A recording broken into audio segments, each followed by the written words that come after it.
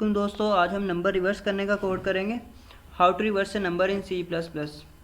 इसे मैं लूप से करूँगा। सो सिंटैक्स वगैरह ये सारा मैंने पहले से लिखा हुआ है। सो इंट n नाम का एक वेरिएबल, एक नंबर नाम से वेरिएबल लूँगा और एक डिजिट नाम से, 3 वेरिएबल्स ले लिए मैंने। अब स्क्रीन पे एक मैसेज प्रिंट आउट करवाऊँगा मैं, inter digits, inter number of digits, मतलब कि कितने हिंसों का वो नंबर है जिसे यूज़र रिवर्स करवाना चाहता है। सी इन और एन वेरिएबल में इसकी वैल्यू आ जाएगी। अब मैं नंबर यूज़र से इनपुट करवाऊंगा, इंटर नंबर और हैंडल सी इन का फंक्शन यूज़ करते हुए नंबर वेरिएबल में इसकी वैल्यू आ जाएगी। अब मैं लूप का इस्तेमाल करूंगा, for loop, for int s नाम से एक वेरिएबल इज इक्वल टू 0 और s कंडीशन यूज़ करूंगा, s less than n। n से मुराद वो कितने डिजिट नंबर है, हम उतनी दफ़ा ही लूप चलाएंगे। सो s less than n is a condition. s plus plus s में इंक्रीमेंट करवा दिया।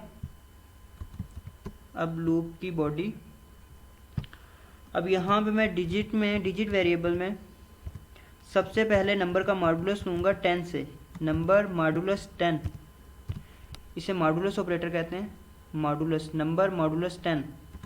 और फिर नंबर में वैल्यू अपडेट करवाऊँगा इसकी, number is equal to number divided by 10।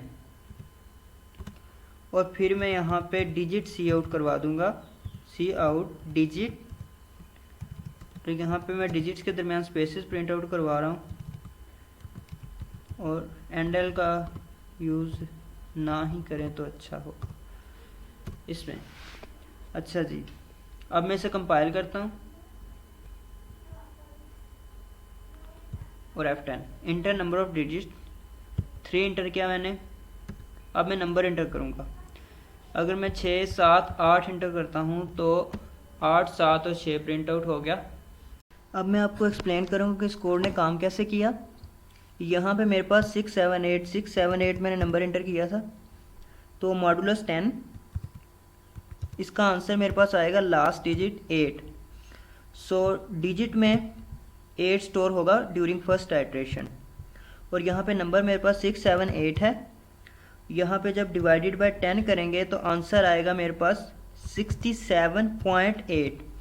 तो इंटीजर में है, 0.8 स्किप हो जाएगा, मेरे पास आंसर आ जाएगा 67।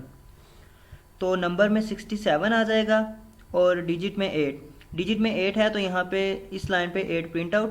And during second iteration s की वैल्यू इंक्रीज होगी 1। और यहाँ पे मेरे पास 68, अब नंबर में था 67, अब 8 नहीं है, यहाँ पे नंबर में 67 हो गया था। अब यहाँ पे 7 आ जाएगा डिजिट में और यहाँ पे मेरे पास 6.7 आ जाएगा और इसका आंसर मेरे पास 6 आ जाएगा, 0.7 रिमूव हो जाएगा। अब यहाँ पे वो 6 प्रिंट आउट करवा देगा, सच 7 क्योंकि डिजिट में 7 है। ड्यूरिंग थर्ड आइट्रेशन s की वैल्यू 2, यहाँ पे 6 आ जाएगा और